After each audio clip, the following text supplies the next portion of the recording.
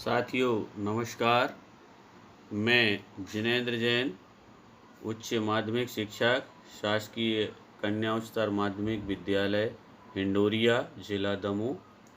साथियों, आज हम डिजिटल शिक्षण के अंतर्गत कक्षा 12वीं के अध्याय 6 के अंतर्गत आनुवंशिकी का आणविक आधार के तहत आनुवंशिक पदार्थ की संरचना में डीएनए की संरचना को पढ़ेंगे। अतः आप सभी का आज के इस शिक्षण में स्वागत है। जीवों में आनुवंशिक लक्षणों को एक पीढ़ी से दूसरी पीढ़ी तक पहुंचाने का कार्य नाभिकीय अम्लों या न्यूक्लिक एसिड्स या जीन्स के द्वारा होता है। अब नाभिकीय अम्ल क्या है और किस प्रकार इसकी खोज हुई, कुछ इस पर अपन चर्चा कर लें। नाभिकीय अम्ल कार्बन, हाइड्रोजन, ऑक्सीजन, नाइट्रोजन और फास्फोरस, ये जो मूल तत्व हैं, इनसे बने हुए न्यूक्लियोटाइड्स के बहुलक होते हैं, जो जीवों में आनुवंशिक पदार्थ के रूप में कार्य करते हैं और कुछ आधारभूत क्रियाओं या यूँ कहिए सभी आधारभूत क्रियाओं पर इनका नियंत्रण होता है। तो सबसे पहले हम बात करते हैं डीएनए की खोज किस प्रकार से हुई।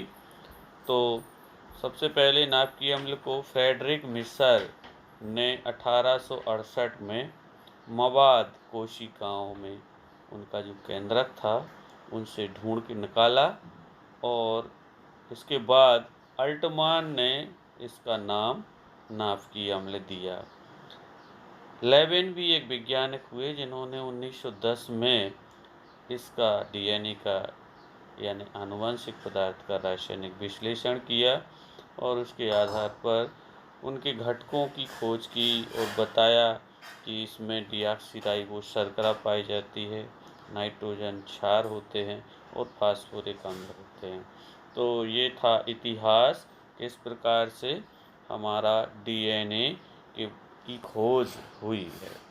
अब हम बात मूल आनुवंशिक पदार्थों के लक्षणों पर। आनुवंशिक पदार्थ की कुछ विशेषताएं होती हैं जो कि सभी जीवों में आनुवंशिक पदार्थों में एक रूप से पाई जाती हैं। आनुवंशिक पदार्थ सभी जीवों में अनिवार्य रूप से पाया जाता है। दूसरा, इसमें प्रतिवलन अर्थात स्वगुणन की क्षमता होती है, जिसके द्वारा वह अपने जैसा आनुवंशिक पदार्थ बना सकता है। आनुवंशिक पदार्थ का संततियों के द्वारा पीढ़ी दर पीढ़ी स्थानांतरण होता है। आनुवंशिक पदार्थ सूचनाओं के वाहक के रूप में काम करता है और कोशिका के कार्यों का संचालन करता है। आनुवंशिक पदार्थों में उत्परिवर्तन की क्षमता होती है, जिसके कारण जीवों में विकास और अनुकूलताएं विकसित होती हैं।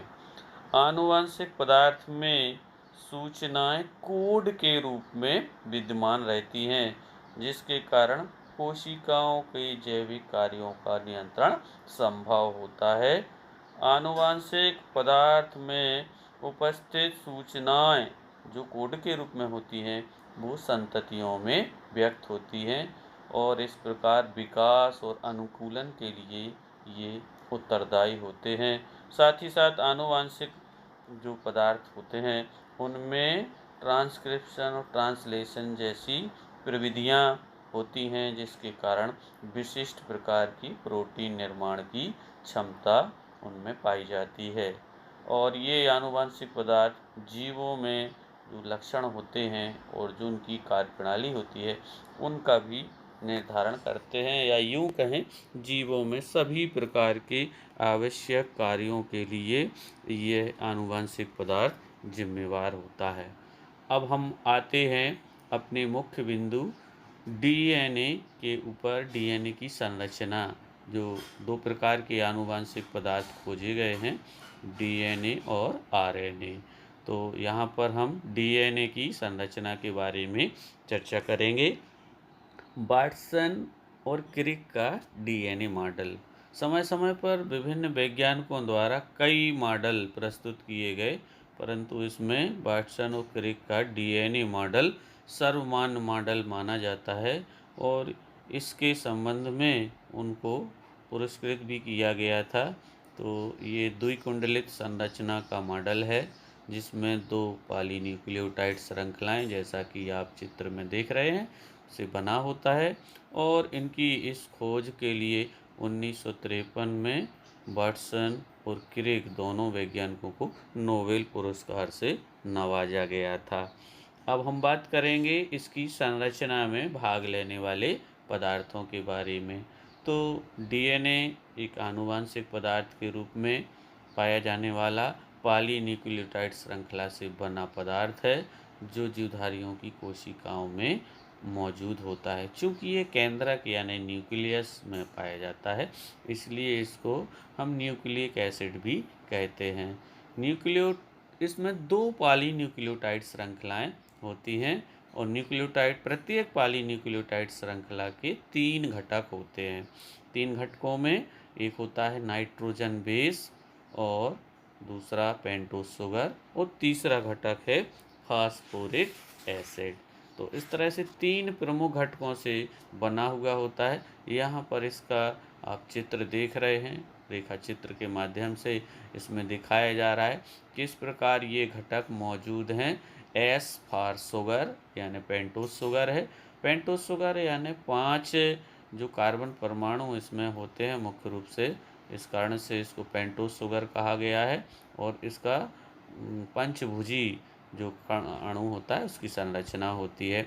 एस से आप चित्र में देख रहे हैं, इसको दर्शाया जा रहा है दोनों तरफ की श्रृंखलाओं में ये न्यूक्लियोटाइड एस से जो नाइट्रोजन कहना चाहिए जो पेंटोस शुगर है उसके द्वारा प्रदर्शित हो रहा है।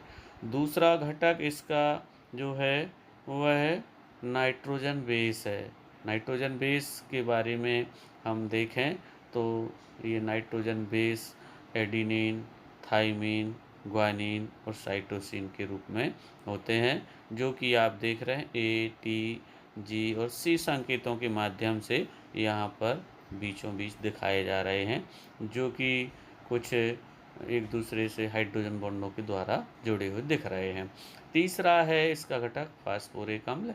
फास्फोरिक अम्ल को भी चित्र में पी के द्वारा दर्शाया गया है, जो दो न्यूक्लियोटाइड को फास्फोडाइएस्टर बंधों से जोड़ने का काम करता है। अब हम प्रत्येक घटक के बारे में विस्तार से चर्चा करेंगे। सबसे पहले हम बात करते हैं पेंटोस शर्करा के बारे में। पेंटोस शुगर, जैसा कि इसका नाम है, आप देख रहे हैं यहाँ पर डीऑक्सीराइबोस शुगर का अणु दिखाया गया है। उसकी संरचना किस प्रकार से होती है आप सभी अच्छे से इसको ड्रा करना सीख लें। यहाँ पर कार्बन परमाणुओं की जो है स्थिति दिखाई गई है, वह 5 कार्बन परमाणुओं से मिलकर बना है, इसलिए काले रंग से इनको दर्शाया गया है और इस कारण से ये पेंटोस शुगर कहलाती है। दूसरा जो इसका घटक है वह है नाइट्रोजन क्षार। नाइट्रोजन क्षार में जो है 2 प्रकार के नाइट्रोजनी क्षार पाए जाते हैं। यहाँ चित्र में आपको दिखाया जा रहा है नाइट्रोजनी क्षार के 2 प्रकारों में प्यूरीन और पायरिमिडीन इसके प्रकार होते हैं। प्यूरीन के भी 2 प्रकार होते हैं, एडिनिन और ग्वानिन, जिनके दर्शाया गया है चित्र में। दूसरे होते हैं पायरिमिडीन, जिसमें थाइमिन और साइटोसिन आते हैं। इनके संकेताक्षर के द्वारा साइड में इनको एडिनिन को ए के द्वारा, ग्वानिन को जी के द्वारा, थाइमिन को टी के द्वारा और साइटोसिन को सी के द्वारा प्रदर्शित करते हैं। एक और महत्वपूर्ण विशेषता है इन डीएनए के घटकों नाइट्रोजनी क्षारों की, कि जो आप देख रहे हैं प्यूरीन जो होते हैं, प्यूरीन जो नाइट्रोजनी क्षार होते हैं, ये 2 चक्रीय, इसमें 2 वलय होते हैं, 2 चक्र होते हैं। और जो पायरिमिडीन होते हैं इनमें 1 चक्र यानी 1 वलय पाया जाता है। तो यहाँ पर 2 चक्रीय और 1 चक्रीय संरचना के कारण इनको स्पष्ट रूप से पहचाना जा सकता है। इसके बाद हम आते हैं डीएनए की आणविक संरचना पर। तीसरा घटक इसका फास्फोरिक अम्ल है। फास्फोरिक अम्ल के बारे में एक अम्ल है और एक रासायनिक यौगिक है। इसके बारे में H3PO4 इसका रासायनिक सूत्र या अणु सूत्र है। उसके बारे में ज़्यादा हमें जानने की आवश्यकता नहीं है। फास्फोरिक अम्ल के कोई प्रकार नहीं है, एक ही प्रकार के ये रासायनिक यौगिक होते हैं। अब हम बात कर रहे हैं डीएनए की आणविक संरचना के बारे में। डीएनए 2 पॉलीन्यूक्लियोटाइड श्रृंखलाओं या स्ट्रैंड का बना हुआ है, जैसा कि चित्र आप देख पा रहे होंगे, जिसमें पॉलीन्यूक्लियोटाइड श्रृंखला एक दूसरे से विपरीत तथा समानांतर क्रम में एक दूसरे के ऊपर लिपटी हुई होती हैं। तो आप देख रहे हैं किस प्रकार यह एक अक्ष के चारों ओर कुंडल बनाते हुए लिपटी हुई हैं। तो इस प्रकार विपरीत क्रम में एक दूसरे से ये लिपटी हुई होती हैं। तीसरा बिंदु है श्रृंखलाएं आपस में हाइड्रोजन बंधों से जुड़ी हुई होती हैं। आप जैसे कि चित्र में देख रहे हैं, बीचों बीच जो आड़े डंडे इसमें सीढ़ी के पाए जैसे दिख रहे हैं, ये सीढ़ी नुमा जो संरचना है ये नाइट्रोजनी क्षार और हाइड्रोजन बंधों के जुड़ने से बनती है। यहाँ पर नाइट्रोजनी क्षार आपस में एक दूसरे से हाइड्रोजन बंधों से जुड़े रहते हैं। एडिनिन थाइमिन से और साइटोसिन ग्वानिन से जुड़ता है। एडिनिन और थाइमिन के बीच में 2 हाइड्रोजन बंध पाए जाते हैं, जबकि साइटोसिन और ग्वानिन के बीच में 3 हाइड्रोजन बंध पाए जाते हैं। और इस तरह से द्वि और त्रि आबंध ये आपस में एकांतर क्रम में पाए जाते हैं। न्यूक्लियोटाइड इस प्रकार सीढ़ी नुमा श्रृंखला बनाते हैं और आपस में यह श्रृंखला इस प्रकार जुड़ी हुई रहती है।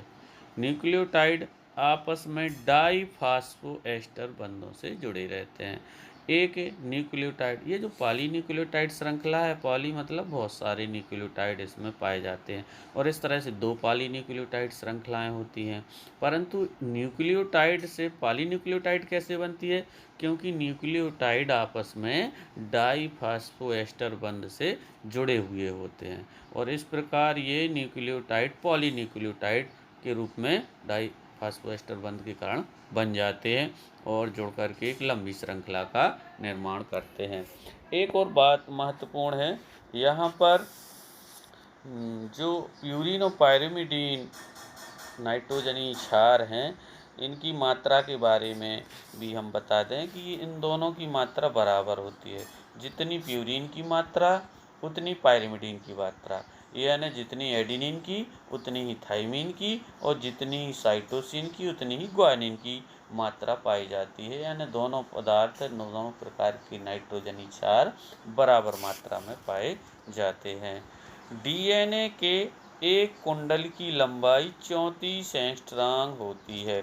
यहाँ पर आप देख रहे होंगे 2-3 कुंडल इस चित्र में दिखाई दे रहे हैं, परंतु यहाँ पर हम एक कुंडल यानी एक जो सर्किल है, एक जो स्पाइरल है, एक जो घेरा है उसकी बात कर रहे हैं, जिसकी लंबाई 34 एंगस्ट्रॉम यानी 34 एंगस्ट्रॉम होती है और जिसमें 10 न्यूक्लियोटाइड पाए जाते हैं। यानी एक कुंडल में 10 न्यूक्लियोटाइड मौजूद होते हैं।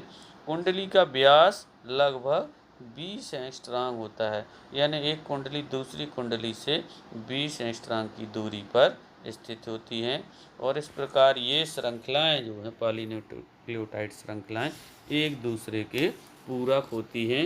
यानी एक श्रृंखला का जो तीसरा कार्बन परमाणु एक सिरे पर मुक्त होता है, तो दूसरी श्रृंखला का 5वां कार्बन परमाणु यहाँ पर मुक्त होता है। यानी इसको हम थर्ड एंड और 5 एंड भी कहते हैं न्यूक्लियोटाइड श्रृंखलाओं के। इस प्रकार ये विपरीत क्रम में एक दूसरे से लिपटी हुई रहती हैं।